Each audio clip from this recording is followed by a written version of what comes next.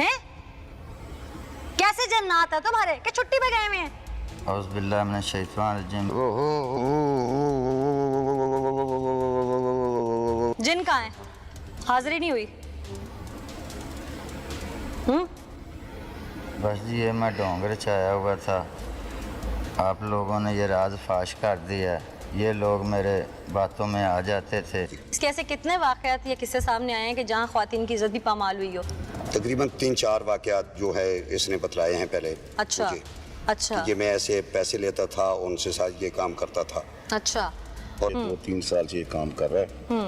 ये लालची किस्म का आदमी है, सादा लोगों को ख्वाब दिखा के और उनको गलत बातों में फंसा के उनसे पैसे बुलाता। यहाँ भी इसने 50,000 रुपये उनसे लेने का वादा किया था। कुछ 5,000 रुपये इसने पहले लिया है। अच्छा मुझे बताइएगा कि जो फीमेल है उसकी इस वक्त कंडीशन कैसी है, किस हद तक वो जल चुकी है? देखिए ना, 10 मान लकड़ के जब बड़ी लकड़ के कोले बनेंगे तो वो तो उसके नज़दीक जाओगे तो जल जाएगी हर चीज़, उसके जिल्द चेहरा जो भी था। और फिर धुआं था उस पर, ये वो फेंकता था बीज वगैरह मुख्तलिफ चीज़ों के, और वो उससे बच्ची बेहोश भी होगी। यहाँ जो इसको लाने वाले थे साथ या जिन्होंने इसकी को थोड़ी बहुत पुष्टपनाई की थी, पुष्टपनाई की है, वो हमने FIR में दिए हुए हैं। उनके खिलाफ FIR भी दर्ज इसके साथ है। क्या नाम है? मासूम इमाम उर्फ बिच्छू बाबा जी। बिच्छू? हाँ जी। बिच्छू? हाँ जी। कब से कर रहे हो ये काम? ये जी वो हो गया 1.5-2 साल हो गए हैं जी। किस किस चीज का इलाज कर लेते हो? मैडम ये बिच्छू वगैरह डसा हो, सांप वगैरह डसा हो, ये बच्चे वगैरह डरते हो तो ऐसे दम भी कर लेते हैं। अच्छा जी। ये कहाँ से इल्म लिया और कितना इल्म है, जरा उस पर रोशनी डालो। ये मैडम जी हम 40 दिन बैठ के ना पढ़ते रहे हैं। 5 वक्त नमाज भी पढ़ते रहे हैं और साथ ही ये तस्बीह करते थे। कहाँ से इजाजत ली इसकी? ये एक मलंग थे जी, वो आए थे हमारे मोहल्ले में, मैं रिक्शा चलाता था तो उन्होंने मुझे इस चीज़ की इजाज़त दी थी। हमारे दीन के रुकन कितने हैं, अरकान इस्लाम जिसे कहते हैं? 5। कौन कौन से? हज, ज़कात। हज, ज़कात। नहीं पता। Sorry madam. नहीं पता आगे? नहीं जी। अच्छा।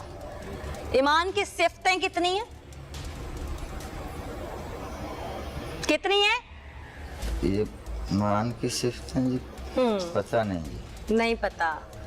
ये शख्स जिससे बेसिक्स हमारे दीन के अरकान इस्लाम कितने हैं और कौन से हैं, जो कि शायद एक नर्सरी के बच्चे को या 1 क्लास के बच्चे को भी पता होता है, वो इस बिच्छू पीर को नहीं पता और ये कहता है कि ये बाइलम और बावल है। इसको जब बच्चा नूरानी कायदा ख़त्म करता है तो सबसे पहले उसे ईमान की सिफतें और चंद छोटी छोटी चीज़ें याद करवाई जाती हैं। इस शख्स को वो नहीं पता और ये कहता है कि बाइल्म और बाअमल है।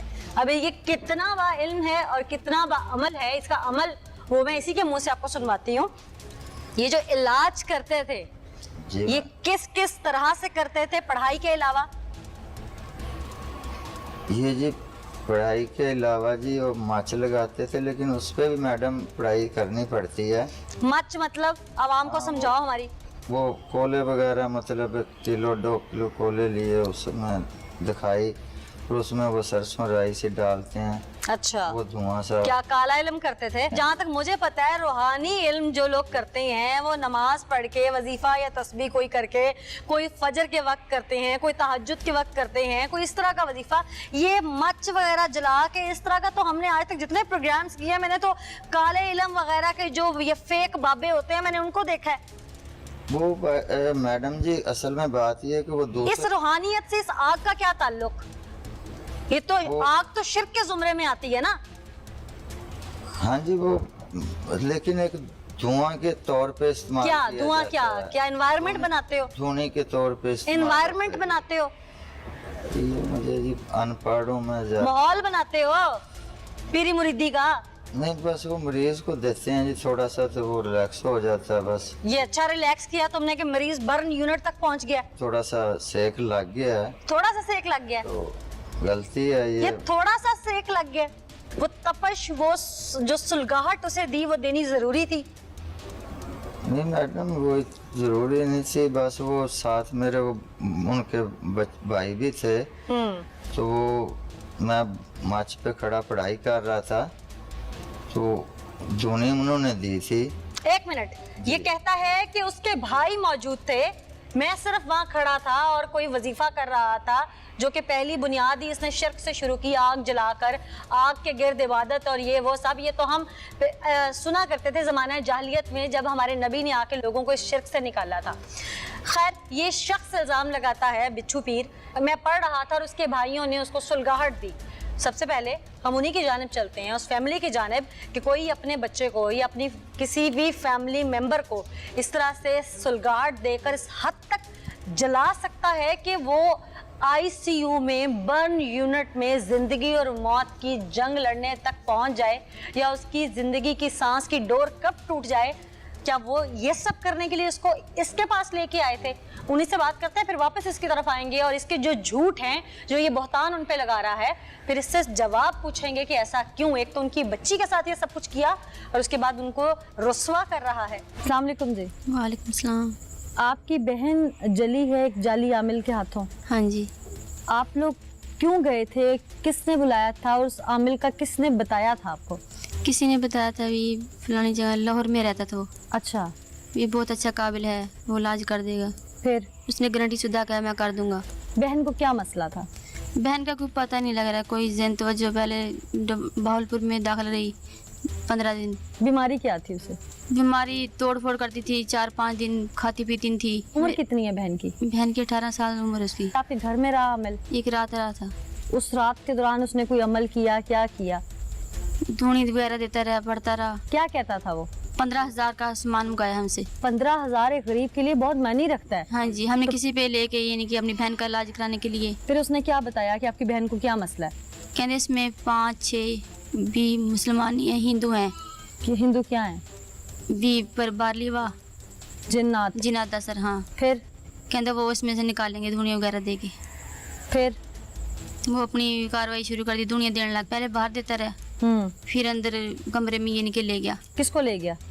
मेरी बहन को। अच्छा। फिर यही इस कमरे में सामने इस मंजिल- कमरे में? हाँ जी, सामने। फिर ये इनके ऊपर खेस दे दिया, बहन के? हाँ, हाँ। केस दे दिया, तो तस्लीम में आग लेके वो देता रहा धुनिया। जब वो ये सब कर रहा था तो बहन शोर डाल रही थी कि छोड़ो मुझे? बोलती है नहीं मैं नहीं करवाती, ये कौन है, ये काबिल नहीं, अच्छा नहीं पी रहा है, वैसे बोलती रही। जो आप लोगों की आंखों के सामने वो आपकी बहन की जिंदगी बर्बाद कर रहा था? ये इनके ऊपर उसके खेस दिया, वो देसी कपड़ा था। अच्छा। हमें ये इतना धुआं धुनिया बीच गिरता रहा, जो चीजें थी आसे पास, ये इनके तसला लेके घूमता रहा। अच्छा। हमें पता नहीं लग रहा था। पता नहीं चल रहा नहीं था? जी, पता नहीं लगा उसे पता नहीं चला? नहीं। क्यों? बेहोश थी? बेहोश थी, पता नहीं क्या थी, हमें कोई पता नहीं। उसका कहना ये है कि मैं ये सब बातें ड्रामेबाजी में कहता था। हमें तो कुछ भी नहीं पता था, हमें सबको यही यकीन दिलाया कि आपकी बहन ठीक हो जाएगी। उसकी बीमारी की वजह से हमने इतना बड़ा रिस्क लिया। ये पीछे फिर दो नंबर था, अब हमें पता चल गया। प्लीज़ आप जो भी देख रहे हैं, सुन रहे हैं, इससे इन आमलों से बचें और अपने बहन भाइयों की ज़िंदगी बचाएं। नाज़रीन, वो ढोंगी बाबा 10 मन लकड़ी का धुआं करके, उसकी आग जला के, उसका फ्लेम एक जहनी माजूर लड़की को उसकी बहनों के सामने देता रहा, धुआं कर लिया कमरे में, ऊपर खेस करवा दिया, उसकी ज़िंदगी बर्बाद करने की कोशिश करता रहा और अमल का झांसा देता रहा। और उस वक्त किसी को कुछ समझ नहीं आ रही थी कि वो क्या कर रहा है, क्योंकि धुआं इस कदर था, समझ नहीं आ रही थी कि वो कोई अमल कर रहा है या ढोंगबाजी कर रहा है, क्या कर रहा है। उसने जो कुछ किया हम उसी की जुबान से आपको सुनवाएंगे आगे चल के प्रोग्राम में। इसके ऐसे कितने वाक़यात या किस्से सामने आए हैं कि जहां ख्वातीन की इज्जत भी पामाल हुई हो? तकरीबन 3-4 वाक़यात जो है इसने बतलाए हैं पहले। अच्छा। मुझे अच्छा। कि मैं ऐसे पैसे लेता था, उनसे साथ ये काम करता था। अच्छा। और 2-3 साल से ये काम कर रहा है। ये लालची किस्म का आदमी है, सादा लोगों को ख्वाब दिखा के और उनको गलत बातों में फंसा के उनसे पैसे बढ़ता। यहाँ भी इसने 50,000 रुपये उनसे लेने का वादा किया था, कुछ 5,000 रुपये इसने पहले लिया है। अच्छा, मुझे बताइएगा कि जो फीमेल है उसकी सब कंडीशन कैसी है, किस हद तक वो जल चुकी है? देखिए ना, 10 मान लकड़ के जब बड़ी लकड़ के कोले बनेंगे तो वो तो उसके नज़दीक जाओगे तो जल जाएगी हर चीज़, उसके जिल्द चेहरा जो भी था। और फिर धुआं था उस पर, ये वो फेंकता था बीज वगैरह मुख्तलिफ चीज़ों के, और वो उससे बच्ची बेहोश भी होगी। यहाँ जो इसको लाने वाले थे साथ, या जिन्होंने इसकी को थोड़ी बहुत पुष्टपनाही की थी। पुष्टपनाही की है, वो हमने FIR में दिए हुए हैं। उनके खिलाफ FIR भी दर्ज इसके साथ है। और वो अभी घरों से कुछ भागे हुए, कुछ ने अभी बेल करवा ली है। तो इंशाल्लाह उनकी बेल कैंसिल करवाएंगे और बाकी को पकड़ेंगे। लेकिन मेन जो था वो यही है कि वो तमाम जो लोग थे वो सादा लौ से आदमी हैं, वो इसके चक्कर में आ गए। क्यों भाई, कौन सा रॉकेट फायर था तुम्हारे पास? बात कर रहे हैं ना जी, मैं अब भी यहाँ से जला के भस्म कर सकता हूँ। Oh really? किसको भस्म कर सकते हो हैं? और खुद को तो बचा लो। हथकड़ियां तो तुमसे भस्म नहीं हुई, सलाखें तुमसे भस्म नहीं हुई, जो पकड़ के लाए वो भस्म नहीं हुए, अभी भी तुम दावेदार हो। मैं यहाँ पे अभी जिन हाजिर करके दिखा सकता अच्छा करो, हूँ। कैसे दिखाओगे? जिनसे कोई हथकड़ी खोल दे तुम्हारी? या जिन्नात ने बताया नहीं कि मैं इन्वेस्टिगेटिव प्रोग्राम करने के लिए, तुम्हारे पोल खोलने के लिए ऑल द वे लाहौर से यहाँ तक आ रही हूँ? हैं? कैसे जन्नात है तुम्हारे कि छुट्टी पे गए हुए हैं? औज़ बिल्लाहि मिनश शैतानिर रजीम। जिन कहाँ है? हाजिरी नहीं हुई?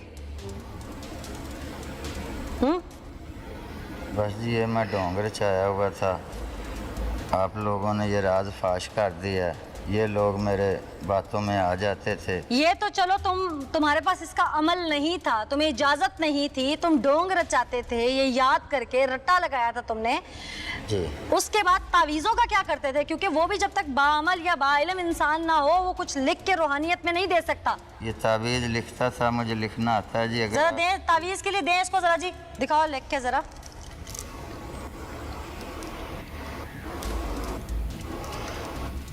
जिन हाजिर हो जाएगा इस तावीज़ से? हैं? मैडम यहाँ तो नहीं हो सकता, लेकिन क्यों यहाँ क्यों नहीं होता? जिनको पुलिस वालों से डर लगता है, थाने से डर लगता है, या कैमरों से डर लगता है?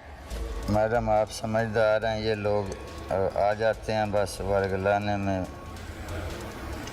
ये गिनती लिख रहा है, इस गिनती ये कितनी सही है कितनी गलत, ये तो कोई बाअमल बाइल्म देख के बता सकता है। लेकिन अभी तक जो चीज़ें ऑब्जर्व की गई, इन्वेस्टिगेट की गई, जिस शख्स को ईमान की सिफ़तों का नहीं पता, अरकान इस्लाम का नहीं पता, जो शख्स अपने मुंह से तस्लीम कर रहा है कि मैं लोगों को बेवकूफ़ बनाता हूँ, आग यानी वो उस शिर्क की बुनियाद, जैसे कि आग की परस्तिश करना, दूसरे लफ्ज़ों में उसके गिर्द सुलगाहट पैदा करना और ढोंग रचाना, ड्रामेबाजी करना और उन चीज़ों का दावेदार होना जो अल्लाह के अलावा कोई नहीं कर सकता। किसी को औलाद देना अल्लाह के हाथ में है। अल्लाह कहता है मैं जिसे चाहूँ औलाद दूँ, जिसे चाहूँ बेटा दूँ, जिसे चाहूँ बेटी दूँ, जिसे चाहूँ कुछ ना दूँ। पर ये ढोंगी अमल इस चीज़ में शिर्क करते हैं, यानी कि दूसरे लफ्ज़ों में ऐलाने जंग उस रब से करते हैं कि जिसने ये तमाम चीज़ों का इख्तियार अपने हाथ में ले रखा है। तुम लोगों को अल्लाह से डर नहीं लगता? जिसके साथ तुम शिर्क करते हो, ऐलाने जंग करते हो, उसके एक इशारे से तुम भस्म हो सकते हो। तुम लोगों को भस्म करने की बात करते हो, तुम पुलिस वालों को भस्म करने की बात कर रहे थे। कब से थी ड्रामेबाजी तुम्हारी? ये जी कुछ 1.5 साल हो गया है जी। और अब तक कितने पैसे कमा चुके हो और कितने लोगों को बर्बाद कर चुके हो? ये तीसरी जगह काम किया था जी। पहले 2 जगह पे क्या हुआ था?